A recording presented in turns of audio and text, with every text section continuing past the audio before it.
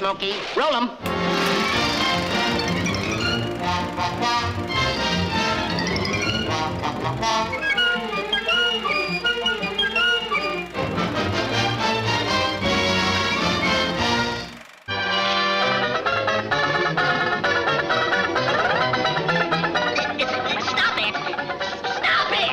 Porky, even in his starring period in the 30s, in the late 30s, they were always looking for a character to go with him. So they teamed him up with some wacky dogs. They had a character named Gabby Goat. Daffy. When they hit upon Daffy Duck, they tried to put them together as many times as they could, and they did. What happened was, though, Daffy's star rose. Daffy became a star of many, many cartoons, and then Porky ultimately became either the hunter of Daffy in some of the cartoons, or he became his sidekick. Porky was always there to bring some common sense into this chaotic world that Daffy Duck had created. Porky and Daffy work in a lot of different ways, actually, interestingly, different ways with different directors. You know, Bob McKimson did a lot of Porky Daffy cartoons where he kind of used the nutty Daffy and the kind of prissy Porky. I'm gonna phone the authorities. That was a nice contrast between their two personalities.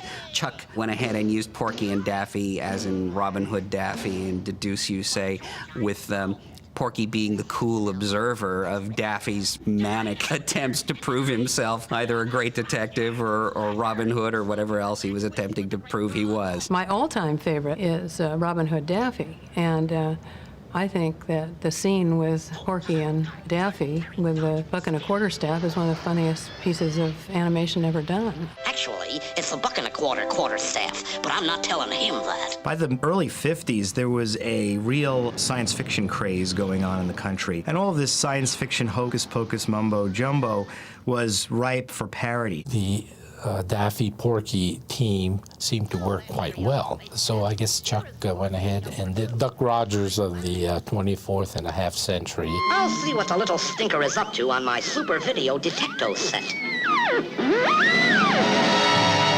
It was a great showcase from Maurice Noble and his designs. Chuck let him go, coming up with wild layouts, wild sci-fi designs, a lot of it based on Planet X, where everything on the planet, the trees and the clouds and the rocks are all shaped like a big X. Duck Dodgers became a cult classic, particularly in the 1970s when there was a science fiction revival. That cartoon was a big favorite of George Lucas's, and he ran Duck Dodgers as a short subject with Star Wars in San Francisco after it was a hit and it had been playing for a few months. That actually led to Warner Brothers commissioning Chuck Jones to make a sequel film, Duck Dodgers and the Return of the 24th and a half century.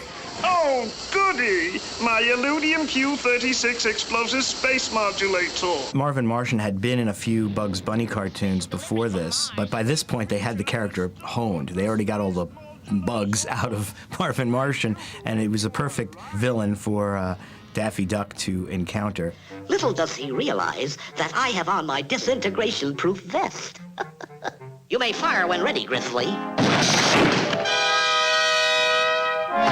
Marvin's one of those few characters, like the Tasmanian Devil and the Singing Frog, who appeared in very, very few cartoons, but made such an impact that they're more famous today than they were in the day these cartoons were made. This planet is hereby claimed for the Earth in the name of Duck Dodgers in the 24th and a half century.